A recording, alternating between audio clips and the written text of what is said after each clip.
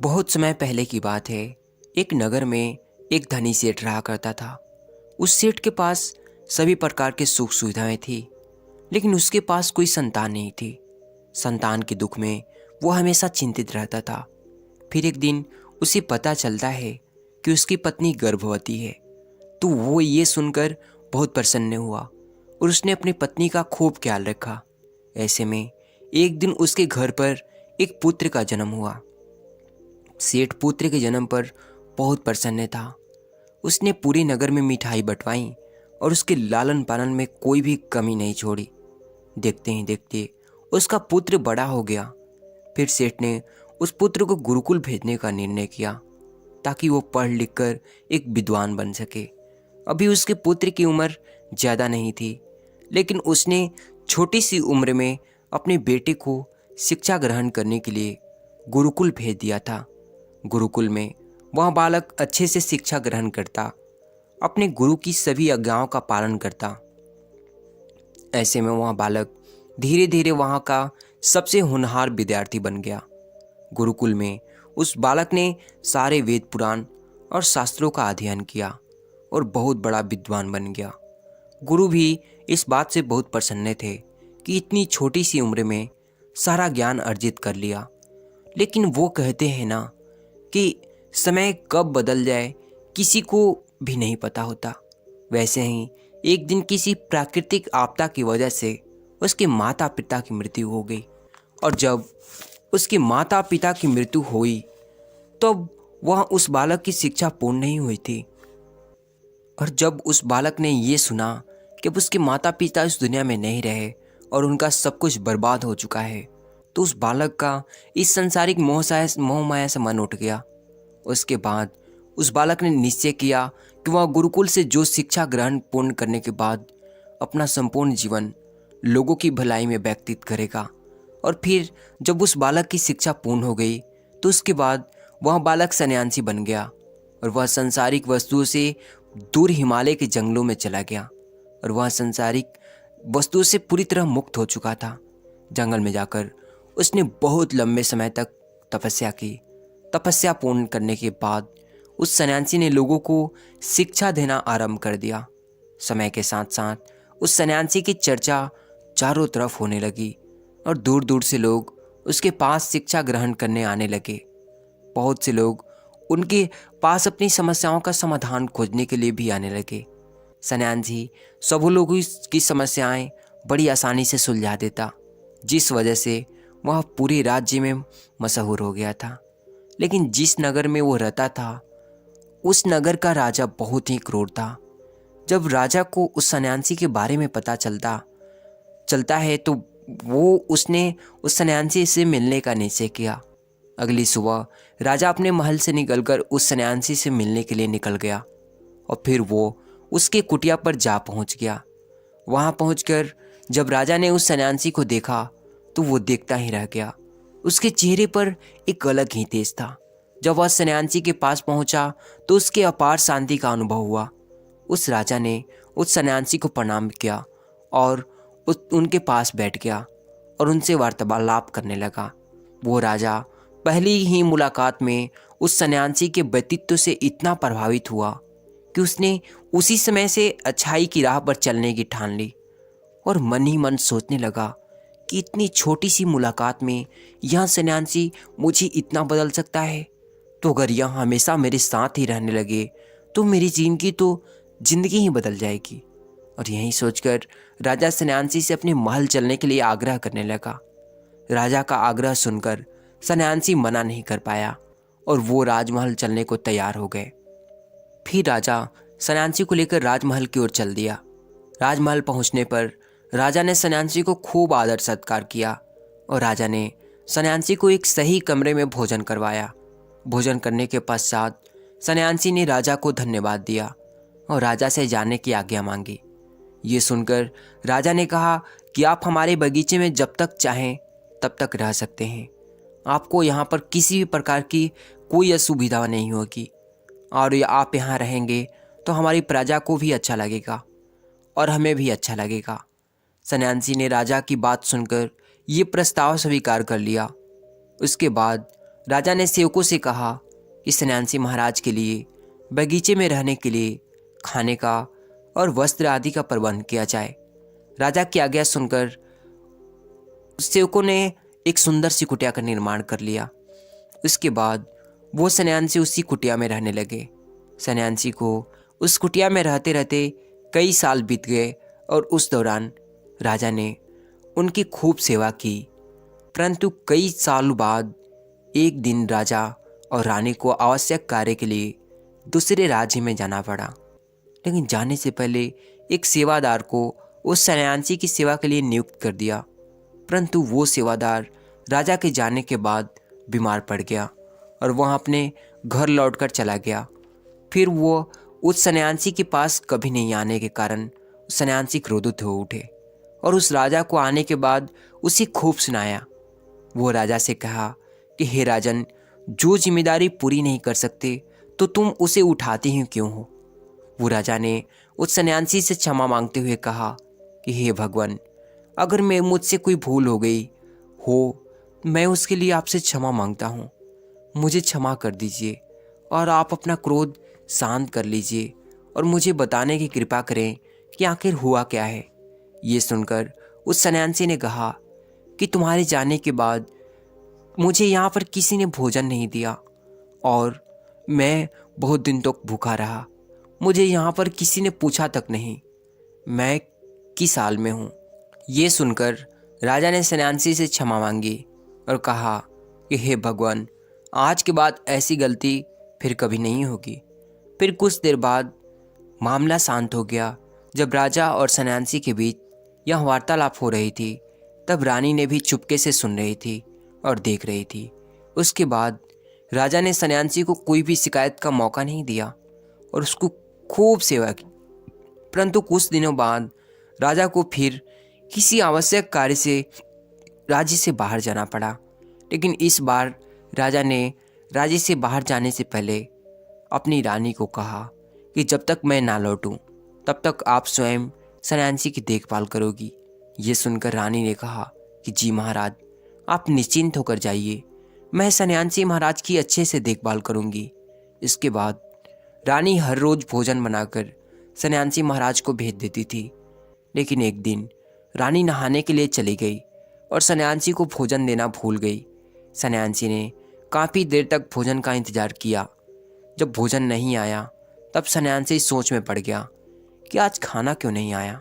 उसके पास सन्यासी ने खुद सोचा कि वो खुद महल में जाकर देखेगा कि अब तक खाना क्यों नहीं आया उसके पास।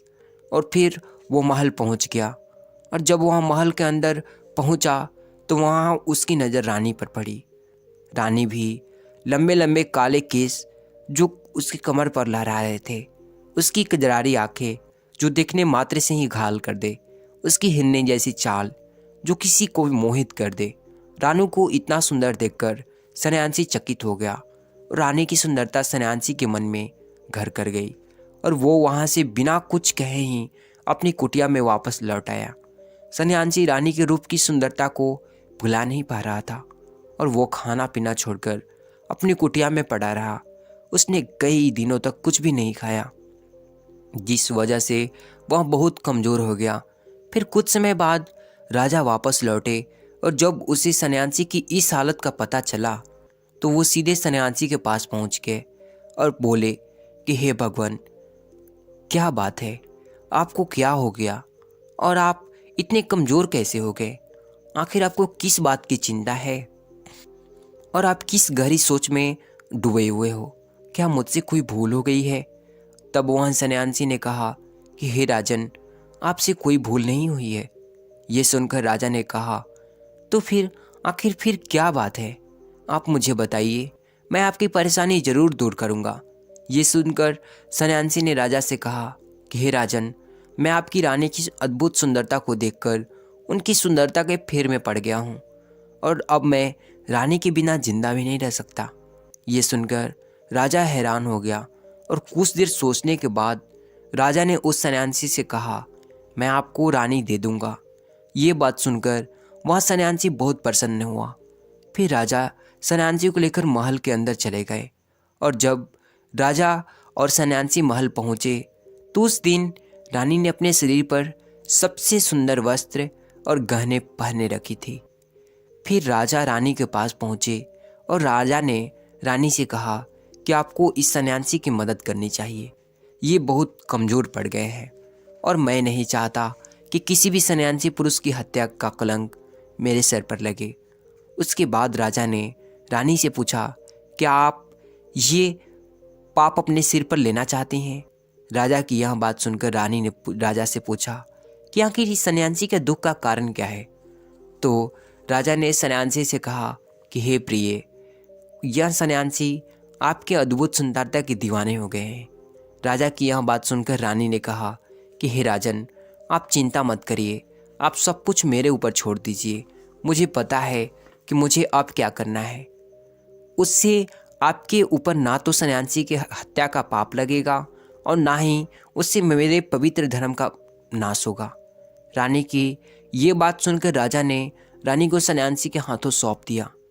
फिर इस सन्यासी ने रानी को लेकर अपने कुटिया पर पहुँचे। वहाँ पर पहुँचने के बाद रानी ने उस सन्यासी से कहा, हमें रहने के लिए घर चाहिए, हम इस झोपड़ी में नहीं रह सकते। ये सुनकर सन्यासी राजा के पास गया और राजा से जाकर बोला कि हे राजन, हमें रहने के लिए एक घर चाहिए। सन्यासी की बात सुनकर राजा ने उनके लिए एक घर का प्रबंध कर दिया। फिर सन्यासी रानी को लेकर घर पहुंचा। जब रानी सन्यासी के साथ घर पहुंची तो रानी ने सन्यासी से कहा कि यह घर तो बहुत गंदा और इसकी हालत बहुत ख़राब है, मैं इस घर में नहीं रह सकती। ये सुनकर सन्यासी फिर राजा के पास गया और राजा के पास जाकर बोला कि हे राजन, जो आपने हमें घर दिया है उस घर की हालत बहुत ख़राब है। सन्यासी की बात सुनकर राजा ने घर की हालत ठीक करवा दी। इसके बाद फिर रानी घर के अंदर गई और नहा धोकर बिस्तर पर आ गई और फिर सन्यासी भी बिस्तर पर आ गया। फिर उसके बाद रानी ने सन्यासी से कहा कि आपको पता है कि आप महान सन्यासी थे, जिसके लिए राजा स्वयं सारी ज़रूरत की वस्तुएं उपलब्ध कराते थे, जिसके पास लोग दूर दूर से ज्ञान ग्रहण करने के लिए आते थे, जो लोगों को सत्य की राह दिखाया करते थे, जो लोगों की समस्याओं का समाधान करते थे, जो सभी लोग आपको गुरु मानते थे, जिनकी पूजा भगवान के रूप में की जाती थी। और आज आप वासना के कारण आप मेरे गुलाम हो गए हैं। रानी की यह बात सुनकर उस सन्यासी को एक झटका लगा और उसे महसूस हुआ कि वहाँ तो एक सन्यासी है और वो ये सब क्या कर रहा है। वो तो सारी सुख सुविधाओं को छोड़कर शांति की तलाश में जंगलों में चला गया था। जब सन्यासी को सुध बुध आई तो वो जोर जोर से रोने लगा और चिल्लाने लगा और रानी से कहने लगा कि मुझे क्षमा कर दीजिए महारानी, मैं तो ये क्या करने जा रहा था, मैं अभी आपको राजा के हाथों सौंप कर आता हूँ। रानी की यह बात सुनकर सन्यासी की यह बात सुनकर रानी ने सन्यासी से प्रश्न किया कि महाराज, मेरे मन में एक प्रश्न उठ रहा है, कृपया मेरे प्रश्न का उत्तर दीजिए। रानी की यह बात सुनकर सन्यासी ने कहा, पूछो, तुम्हारा क्या प्रश्न है? फिर रानी ने कहा कि जब आपको भोजन नहीं मिला तो आप बहुत क्रोधित हो गए, तब मैंने आपका यह रूप पहली बार देखा था और तभी से मैं आपके व्यवहार में परिवर्तन महसूस कर रही हूँ।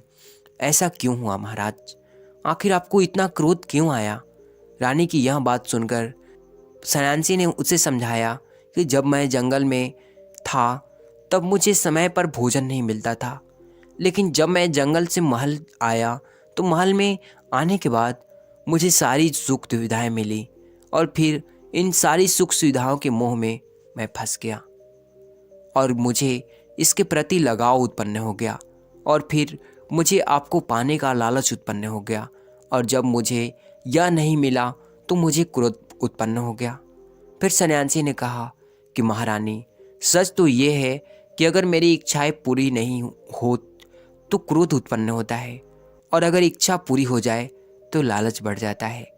फिर सन्यासी ने रानी से कहा कि ये इच्छा की पूर्ति ही वासना के द्वार तक लेकर आई है और मैं आपके प्रति आकर्षित हो गया हूँ।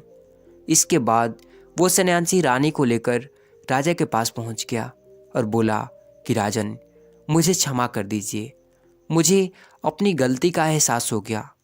ये लो आपकी रानी, मुझे ये सब नहीं चाहिए।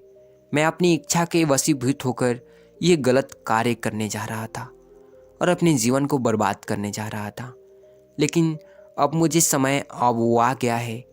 इसके बाद उस सन्यासी ने कहा कि हे राजन, मनुष्य की बर्बादी का कारण उसकी 4 आदतें बनती है और दुनिया के हर एक व्यक्ति के अंदर ये 4 अवगुण होते हैं। लेकिन जो व्यक्ति इन पर नियंत्रण पा लेता है वो दुख और परेशानियों से बच जाता है। और वहीं अगर व्यक्ति इन 4 अवगुणों पर नियंत्रण नहीं कर पाता है तो वो बर्बाद होने के कगार पर पहुंच जाता है। ये सुनकर राजा ने कहा कि महाराज, आप मुझे वो 4 आदतें बताइए जिससे कि मनुष्य की बर्बादी हो जाती है। पर सन्यासी ने राजा को मनुष्य की बर्बाद करने वाली आदतों के बारे में बताया कि हे राजन, मनुष्य को बर्बाद करने वाली पहली आदत है इच्छा। क्योंकि पाने की इच्छा ही दुनिया के हर व्यक्ति के अंदर सबसे पहला अवगुण होता है। और जो व्यक्ति अपनी वासनाओं पर नियंत्रण नहीं रख पाता तो वो जीवन के किसी भी क्षेत्र में सफल नहीं हो पाता है। क्योंकि जैसे ही उसकी एक इच्छा पूरी होती है तो वो दूसरे की ओर बढ़ने लगता है, और दूसरी इच्छा पूरी होती ही तो वो तीसरी इच्छा अपने मन में जागृत हो जाती है। और फिर ऐसे करते करते इच्छाओं पर नियंत्रण ना होने के कारण उसकी जाल में वो फंसता चला जाता है और दुखी रहता है। इसीलिए राजन, अगर आप अपनी इच्छाओं पर नियंत्रण पा लेते हैं तो आप अपने मन पर भी नियंत्रण पा लेंगे। और जब हमारा मन हमारे वश में नहीं होता है और हमारे वश में होता है तो हमें मन की शांति प्राप्त कभी नहीं होती। यानी कि जब हमारा मन हमारे बस में होता है तभी हमें मन की शांति प्राप्त होती है। फिर जो हम चाहते हैं वही हमारे साथ होता है। फिर सन्यासी कहता है कि हे राजन, मनुष्य को बर्बाद करने वाली दूसरी आदत है वासना। वासना का जन्म हमारे मन में उठने वाली इच्छाओं से होता है। जिस प्रकार इच्छा का कोई अंत नहीं होता और मनुष्य वासना के जाल में फंसता ही चला जाता है, वासना के वशीभूत होकर मनुष्य को कुछ भी नजर नहीं आता है। आज तक जितनी भी लड़ाइयाँ हुई हैं उनका सबसे बड़ा कारण स्त्री को पाने की इच्छा ही रही है। इसी वासना के वशीभूत होकर राजा महाराजाओं ने आज से पहले बहुत सारे युद्ध किए हैं। रावण इस संसार का सबसे बुद्धिमान व्यक्ति था, लेकिन उसने भी माता सीता की सुंदरता के वशीभूत होकर अपना सब कुछ बर्बाद कर दिया। उसके मृत्यु का कारण एक स्त्री ही थी। कई राजा महाराजा युद्धों में इसलिए हार गए क्योंकि वे लोग स्त्रियों से ही रासलीला रचाने में ही रह गए। ईश्वर ने तो स्त्रियों को इसलिए बनाया ताकि संसार को बढ़ाने के लिए किया जाए, लेकिन आजकल के लोगों ने स्त्री को अपनी वासना का शिकार बना लिया है, अपने मनोरंजन का साधन करने लगे हैं। और जब उन्हें अपना ये मनोरंजन नहीं मिलता तो वो पागल हो जाते हैं, वो ना जाने क्या क्या कर बैठते हैं।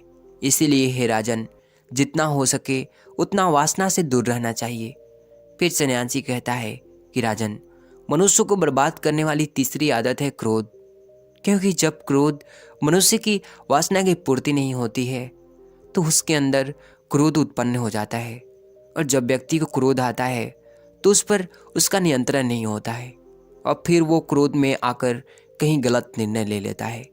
फिर दूसरों को भला बुरा कह देता है, गालियाँ निकाल देता है, और जब उसका क्रोध शांत हो जाता है तो उन्हें अपनी गलती का एहसास होता है। लेकिन तब तक तो सब कुछ बर्बाद हो चुका होता है। क्रोध के कारण मनुष्य के कई बने बनाए काम बिगड़ जाते हैं। अगर मनुष्य के भीतर क्रोध उत्पन्न होता है तो वो अंदर से बहुत कमज़ोर हो जाता है, और एक कमज़ोर व्यक्ति अपने जीवन में कुछ भी विशेष नहीं कर पाता है, उसे कभी भी सफलता हासिल नहीं होती। क्रोध हमारे जीवन का तनाव उत्पन्न भी कर देता है, और अगर एक बार हम तनाव में चले गए तो हमारा पूरा जीवन बर्बाद हो जाता है। फिर वो सन्यासी कहता है कि मनुष्य को बर्बाद करने वाली चौथी आदत है लालच। हे राजन, लालच में पड़कर हम बहुत से लोगों का बुरा कर देते हैं। हर मनुष्य के जीवन में कभी ना कभी ऐसे अवसर अवश्य आते हैं जो लालच कर बैठता है, और अधिक पाने की लालसा में वो कुछ ऐसा कर बैठता है जिससे जो उसके पास भी था वो उसे भी गंवा देता है। क्योंकि जैसे ही व्यक्ति की एक इच्छा पूरी होती है उसका लालच बढ़ जाता है और लालच बढ़ते ही अनेक आकांक्षाएं बढ़ जाती है। जो व्यक्ति लालच करता है तो कामयाबी से वो कुछ तो दूर रहता है, क्योंकि एक ना एक दिन लालच का दुष्परिणाम सामने आ ही जाता है। अगर हम समय रहते ही लालच को त्याग दें तो हम एक सफल व्यक्ति बन सकते हैं। फिर अंत में वह सन्यासी राजा से कहता है कि हे राजन, जो व्यक्ति इन 4 आदतों को छोड़ देता है उसे जीवन में सफल होने से कोई नहीं रोक सकता। जो इन आदतों को नहीं छोड़ता उसे जीवन में बर्बाद होने से कोई नहीं रोक सकता। मैं एक सन्यासी होकर इसके फेर में पड़ गया था, तो सामान्य पुरुष तो इससे बच नहीं सकता। इसलिए हे राजन, मनुष्य को चाहिए कि इन आदतों से वो हमेशा सचेत रहे, बच के रहे। आप सभी को तहे दिल से इस कहानी को सुनने के लिए धन्यवाद। बात उस समय की है जब भगवान बुद्ध नगर नगर घूमकर ध्यान का प्रचार प्रसार कर रहे थे। इसी काम के लिए उन्होंने बहुत से बौद्ध भिक्षुओं को दीक्षा देकर, अपने ज्ञान देकर अलग अलग दिशाओं में भेज दिया था, जो बुद्ध की तरह अलग अलग नगरों में उनकी सीख, उनकी ज्ञान का प्रचार प्रसार कर रहे थे। ऐसे ही एक बौद्ध भिक्षु उत्तर भारत के एक गांव में आया हुआ था। वहां पर रहकर वो गांव वालों को शिक्षा दीक्षा दिया करता था, वहीं से भिक्षा मांगकर खाया करता था। वो नित्य सुबह और शाम गांव वालों को बुलाकर ज्ञान का उपदेश और ध्यान की प्रक्रियाएं करवाता था। ऐसे ही एक दिन प्रदीप नाम का युवक अपने कुछ दोस्तों के साथ ध्यान करने के लिए आता है, लेकिन 10 दिन तक ध्यान लगाने के बाद भी उसके अंदर कोई आनंद पैदा नहीं होता है। इससे उसका मन ध्यान से हटने लगता है। लेकिन प्रदीप बहुत ही दृढ़ संकल्पी युवक था। वो कैसे भी करके ध्यान की अवस्था को प्राप्त करना चाहता था। इसीलिए एक दिन संध्या के समय उस बौद्ध भिक्षु से एक सवाल उसने पूछा कि गुरुदेव, आप हमें ये तो बताते हैं कि ध्यान करने के लिए किस तरह की जीवन शैली अपनानी चाहिए, क्या क्या काम करने चाहिए, क्या क्या आदतें अपनानी चाहिए। आप हमें सब कुछ बताते हैं, लेकिन फिर भी मैं ध्यान में उतर नहीं पा रहा हूँ। क्या आप मुझे वो आदतें, वो चीज़ें बताने की कृपा करेंगे जो मुझे ध्यान के लिए अपने जीवन से हटा देने चाहिए? मतलब कि वो आदतें जो मुझे ध्यान में गहरे में उतरने के लिए छोड़ देनी चाहिए। यह सुनकर बौद्ध भिक्षु कहते हैं कि अक्सर इंसान को लगता है कि मैं 1 घंटे ध्यान में बैठूंगा और ध्यान में बहुत गहरा उतर जाऊंगा, और वो जब 1 घंटे ध्यान करता है तो उसे कुछ गहराइयाँ हासिल नहीं होती। अब समझने की बात यह है कि ध्यान कोई खेल, कोई ज्ञान नहीं है जो आपको 1 घंटे ही करनी है। ध्यान जीवन जीने की शैली, जीवन जीने का तरीका है। इसलिए जीवन के हर कार्य में ध्यान का होना बहुत ही जरूरी होता है, वरना आप 1 घंटे के ध्यान में कुछ भी हासिल नहीं कर पाएंगे। अक्सर लोग ध्यान की एक दिनचर्या बना लेते हैं। वो सुबह और शाम रोज ध्यान करते हैं, लेकिन वो ध्यान तभी कारीगर होगा जब दिन में काम करते वक्त, उठते बैठते, खाते पीते वक्त भी ध्यान के बारे में समझते रहते हैं। और उसी जीवन शैली के कारण आपका 1 घंटा ध्यान करने का सहारा बनेगा। इसके बाद बौद्ध भिक्षु ने कहा कि अगर तुम कुछ आदतें, कुछ निरर्थक बातें अपने जीवन से हटा दो तो तुम्हें ध्यान की गहराइयों में उतरने में आसानी होगी। लेकिन वो आदतें हैं क्या? वो आदतें जो हमें छोड़ देनी चाहिए, तो उसके पीछे वैज्ञानिक दृष्टिकोण क्या है? इस बात का जवाब देते हुए बौद्ध भिक्षु ने कहा कि सबसे पहले याद रखो कि हमारी इंद्रियां ही ज्ञान की ग्रहण शैली होती है। इंद्रियां 5 होती है: आँख, कान, नाक, जीभ और त्वचा। सारी इंद्रियों के द्वारा हम ज्ञान ग्रहण करते हैं। तो ये बात यहाँ पर समझने की होती है कि हमारी इंद्रियां क्या ग्रहण कर रही है। हमें सचेत होना पड़ेगा, हमें सतर्क होना पड़ेगा कि हमारी आंखें क्या देख रही है, हमारे कान क्या सुन रहे हैं, और जो हम देखते या सुनते हैं ज़्यादातर वही विचार हमारे ध्यान में घूमकर वापस लौट आते हैं, जिससे हम ध्यान में नहीं उतर पाते।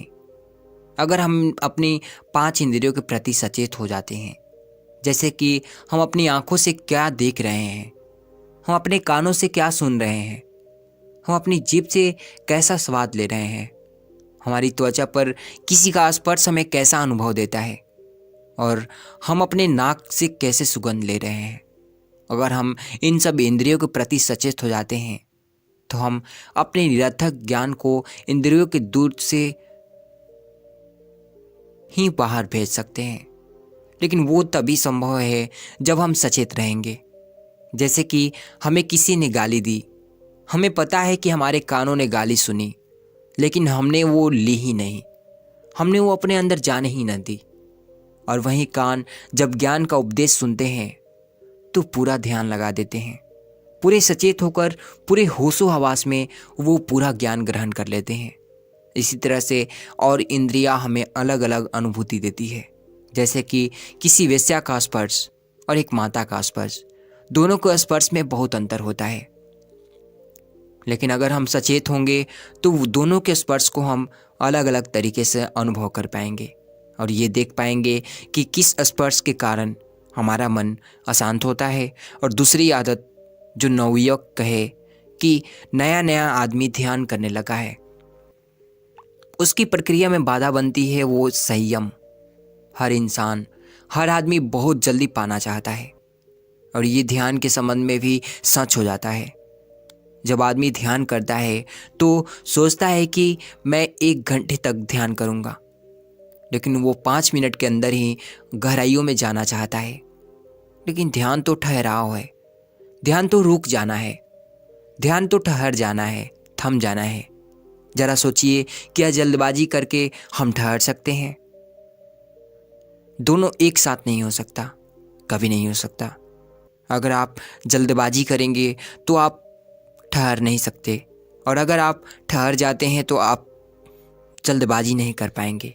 इसीलिए ध्यान में गहरे में उतरने के भाव को, ध्यान से कुछ हासिल करने के विचार को, उस सोच को छोड़ दो, उसे त्याग दो, क्योंकि वही विचार, वही अनुभूति तुम्हें ध्यान की गहराइयों में ले जाने से रोक देगी।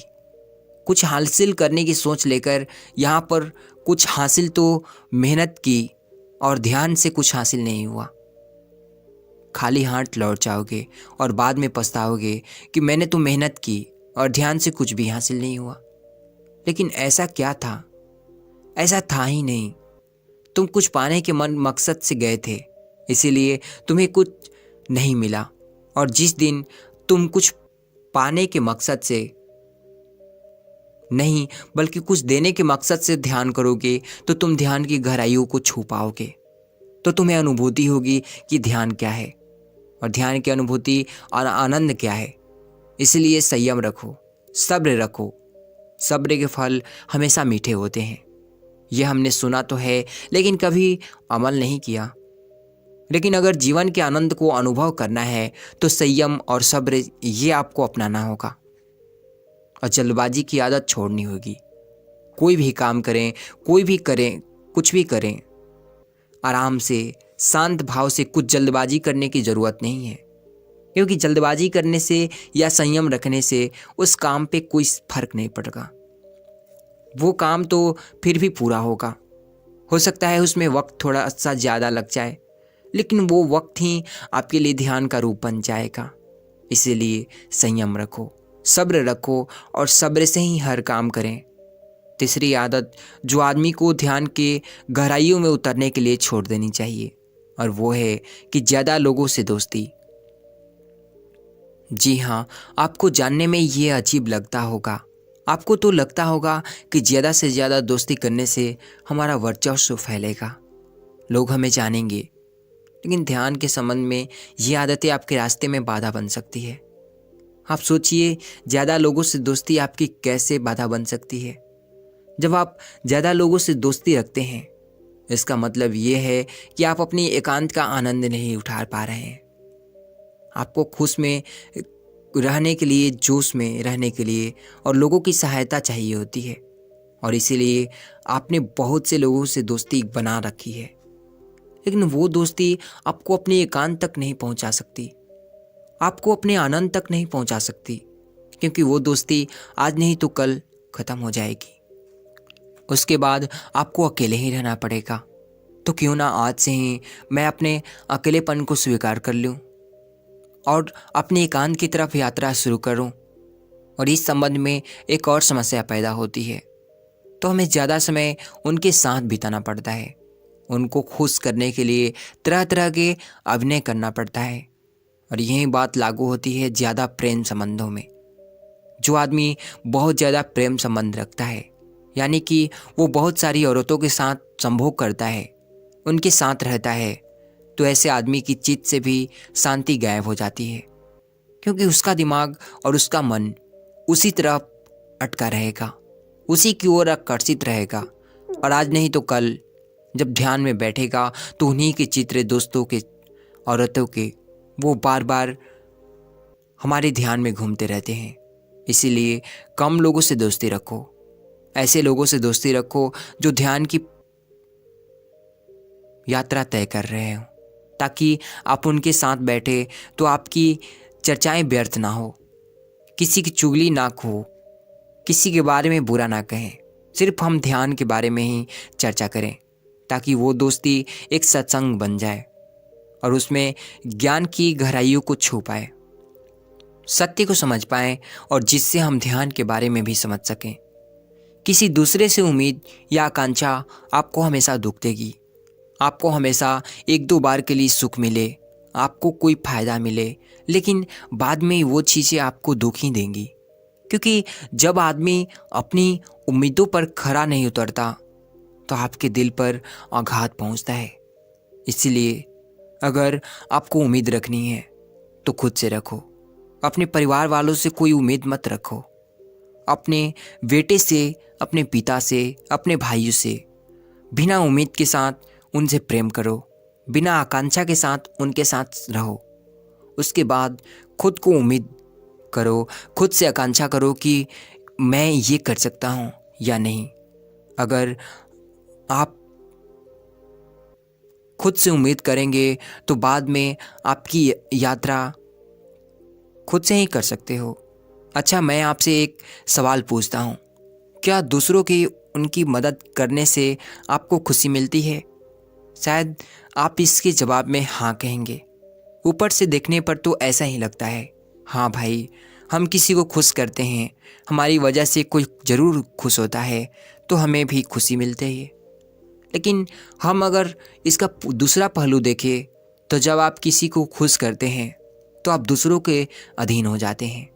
कहने का अर्थ है ये है कि किसी आदमी को खुश करने के लिए आपको ये जानना होगा कि उस आदमी को खुशी किस चीज़ से मिलती है, और ये अगर आप जान लेते हैं तो आप उस चीज़ की तलाश करने लगते हैं जिससे उसको खुशी मिलती है। लेकिन बहुत बार ऐसा होता है कि जो चीज़ उस आदमी को खुशी दे रही है उसको करने से मुझे खुशी नहीं मिलती, लेकिन उसे करने के लिए मुझे ये काम करना पड़ता है। इसीलिए मुझे अपने जीवन के आदतों को दांव पर रखना पड़ता है, और कई बार उन आदतों का उल्लंघन भी हो जाता है। किसी को खुश करिए, खुश करना अच्छी बात है, लेकिन अपनी आदर्शों को दांव पर रखकर नहीं। जैसे कि किसी मित्र ने हमें भोज पर निमंत्रण भेजा है, हम वहाँ पर जाते हैं, लेकिन साथ में वो हमें मदिरा और धूम्रपान करने के लिए भी कहता है, लेकिन हम मना करना नहीं चाहते।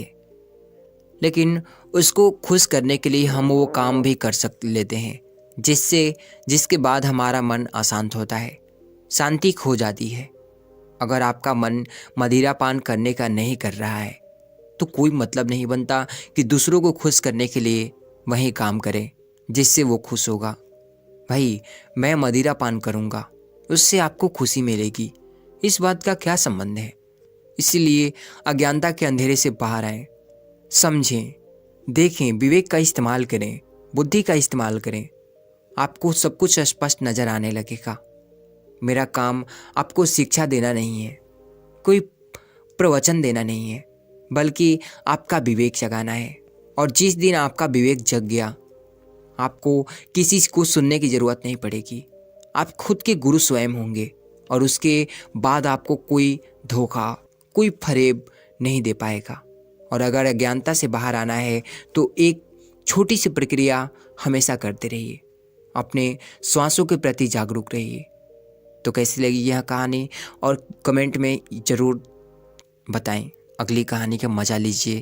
तब तक के लिए धन्यवाद। प्राचीन समय की बात है। एक बार मगध राज्य में एक सौम्य नाम का युवराज उस राज्य पर राज किया करता था। अभी उसका राज तिलक हुए कुछ ही दिन हुए थे और सत्ता उसके हाथों में आई थी। उसके पिता यानी कि पुराने राजा उसके अंदर बहुत सी संभावनाएं देखते थे। उन्हें सबके उदार हृदय के बारे में पहले से ही पता था। इसीलिए उन्हें लगता था कि जब सारी राज्य की कार्य व्यवस्था और राज सत्ता इसके हाथों में थमा दी जाए तो ये अपनी प्रजा की अच्छे से देखभाल कर पाएगा। लेकिन अभी युवराज की सत्ता में आए कुछ ही दिन बीते थे, लेकिन व्यापार दिन ब दिन घट रहा था।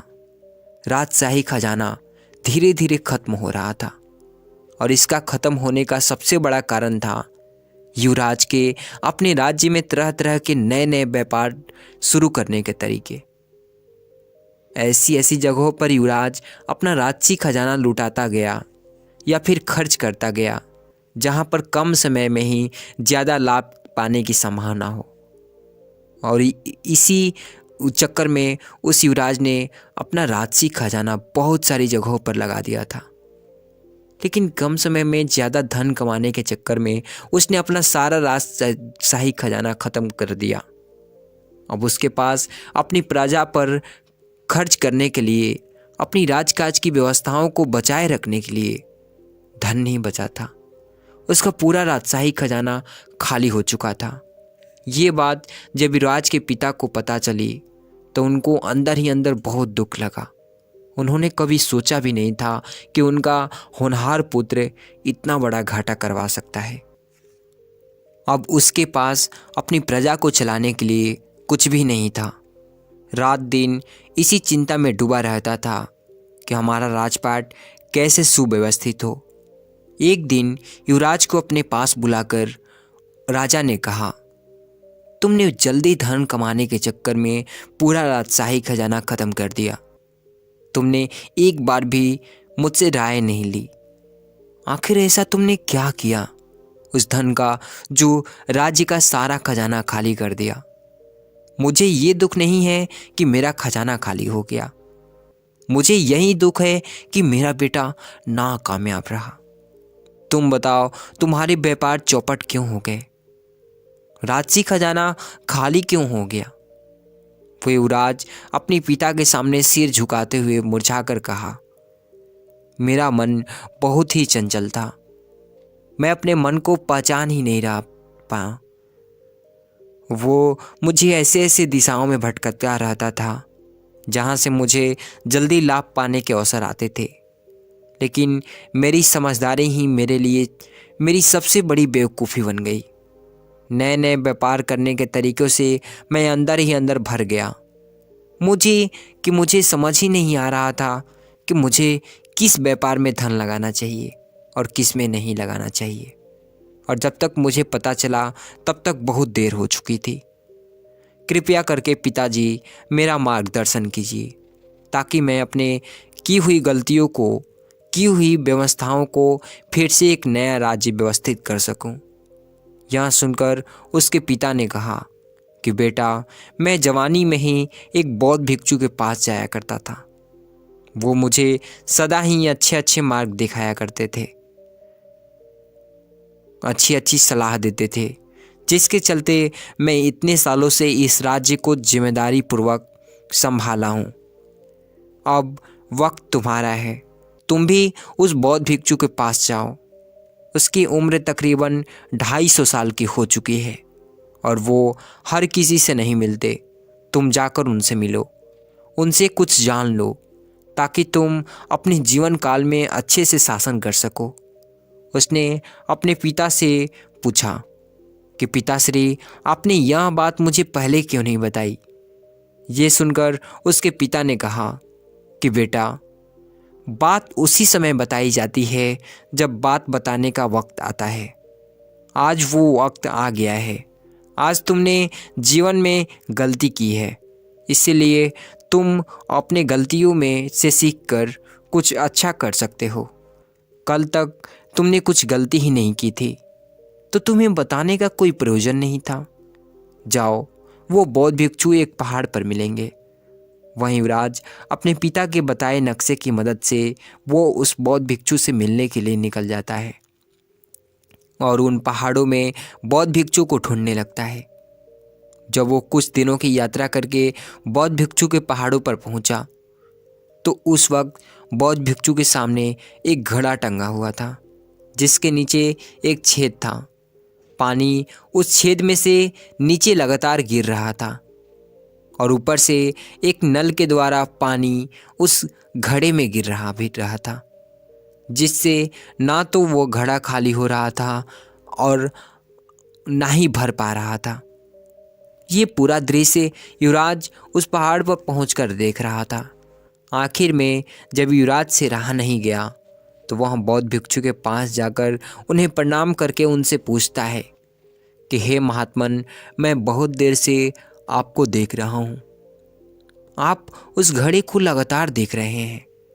क्या आप मुझे बता सकते हैं कि इतने गौर से आप क्या देख रहे हैं? ये सुनकर वो बौद्ध भिक्षु मुस्कुराकर उस युवक से कहते हैं कि भंते, आप कौन हो और यहाँ पर किस उद्देश्य से आए हो? तब वो युवराज उनको उत्तर देता है कि मैं मगध राज्य का एक युवराज हूँ। मेरे पिता ने मुझे यहाँ पर आपके पास ही भेजा है। कृपया करके आप मुझे उसका उत्तर बताने की कृपा करें। आप उस घड़े को ऐसे से क्यों देख रहे हैं? तब वो बौद्ध भिक्षु फिर मुस्कुराकर कहते हैं कि हे भंते, जीवन में अंधकार का सबसे बड़ा कारण क्या होता है? सबसे बड़ा कारण होता है तरह तरह के बोझ, जिनके नीचे हमारा दिल दबा हुआ है, सिसक रहा है, वो करा रहा है। तरह तरह की चीज़ें, तरह तरह की जिम्मेदारियाँ, तरह तरह के लोग जिनको झेलना, ज़बरदस्ती दुनिया के अनुसार दिखावा करना, सारी चीज़ों का मूल तो यही है। हम अपने अस्तित्व में बने ही नहीं रह पाते। हमारा मन व्यर्थ की इधर उधर की चीज़ों को पकड़कर उस बोझ के नीचे दब चुका है और उसके अंदर रोशनी का प्रकाश जाने के लिए कोई जगह ही नहीं बची है। इसीलिए मन के दुखों को, मन की चंचलता को दूर करने का एकमात्र उपाय है कि अपने मन को खाली कर दो। ये सुनकर युवराज ने उत्सुकता से पूछा कि हे महात्मन, ये तो हमने भी सुना है कि मन को खाली करने से एक अभूतपूर्व आनंद की प्राप्ति होती है, लेकिन मन को खाली कर पाना कोई मजाक थोड़ी ही है। आप लोग इतनी तपस्या करते हो, इतनी साधनाएं करते हो, तो शायद आप अपने मन को खाली रख पाते हो। लेकिन जो इंसान घर गृहस्थी वाला हो, वो अपने मन को किस प्रकार खाली कर पाएगा? क्योंकि उसे तो अपनी जिम्मेदारियों का निर्वाह करना ही होगा। उसे तो अपने मन में तरह तरह की बातें याद रखनी ही होंगी, जिसके कारण वह समाज में रह सके, अपने बीवी बच्चों का पेट पाल सके। इसका उत्तर देते हुए बौद्ध भिक्षु कहते हैं कि मन को खाली करने का मतलब ये नहीं है कि हम अपनी जिम्मेदारियों को छोड़ दें, हम अपनी जिम्मेदारियों को भूल जाएं। नहीं, मन को खाली करने का मतलब होता है हम अपनी जिम्मेदारियों के साथ अपने मन को समझें और व्यर्थ का बोझ, व्यर्थ की चीज़ें अपने चित्त पर पड़ने ना दें, जिससे हमारा चित्त हमेशा निर्मल बना रह सके।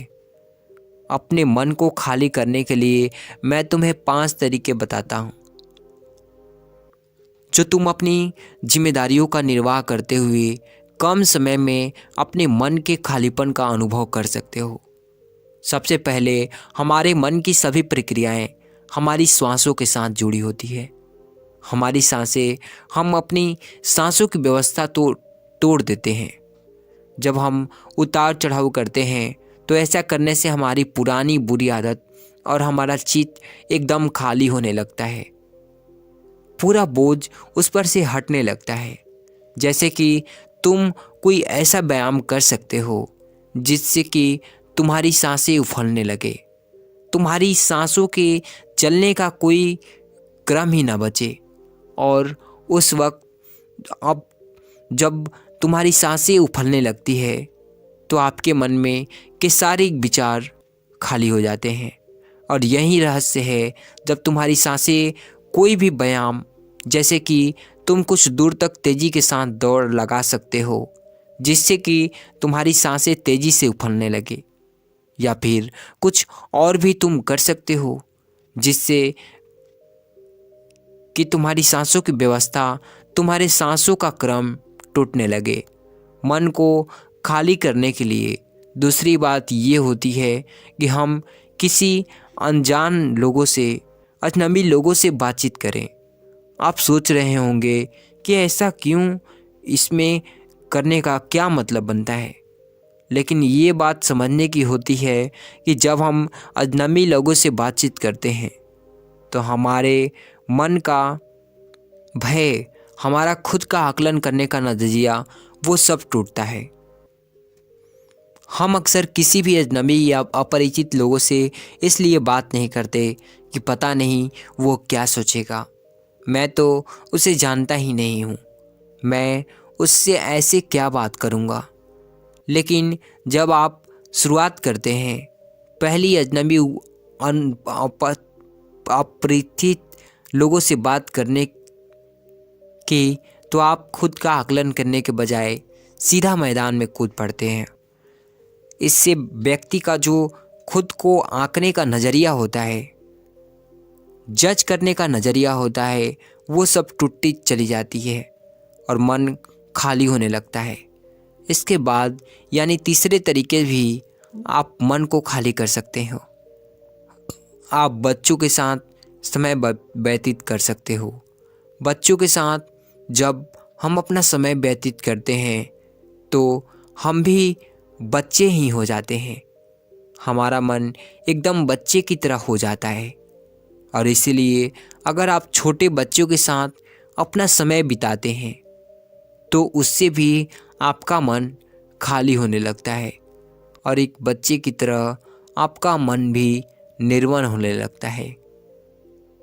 आखिरी और सबसे ज़रूरी सूत्र जो हमारे आपके मन को पूरी तरह से खाली कर दे, लेकिन बताने से पहले शर्त बस यही है कि पूरे मन से ध्यान से इसको सुनना। ये कहते हुए उस बौद्ध भिक्षु ने युवराज से कहा कि अपना जो भी काम तुम करते हो उसे पूरी जागरूकता के साथ तुम करो। इधर उधर से भागने से, अपने सारे काम काज छोड़कर अपने विचार को एक जगह पर केंद्रित करके, संगठित करके सिर्फ ये सोचो कि सिर्फ ये काम है और मुझे इस पल में करना है। इसके अलावा दुनिया में कहीं भी कुछ भी हो रहा हो, हमें उससे कोई मतलब नहीं। हमें अपना पूरा विचार, पूरा मन उसी पर लगाना है।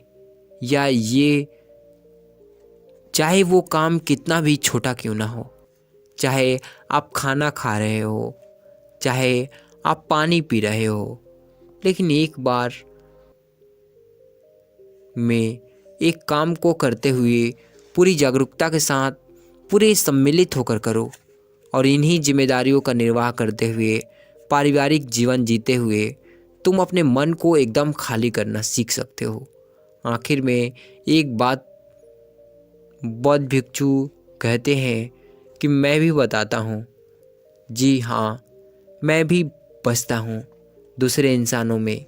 ये भाव, ये सोच, ये समझ आप जब पैदा कर लेंगे तो आपके जीवन में जितने भी आपके संबंधी हैं, जिसमें आपकी कच्ची बनती है, वो कमियां दूर हो जाएंगी। और ये कहते हुए वो बौद्ध भिक्षु चुप होकर अपने बनाए कुटिया में चले जाते हैं। और आप जाने से पहले इस कहानी को आगे भी जारी रखिए, अगला कहानी भी सुनिए, इससे भी धांसू कहानी मिलेगा सुनने को।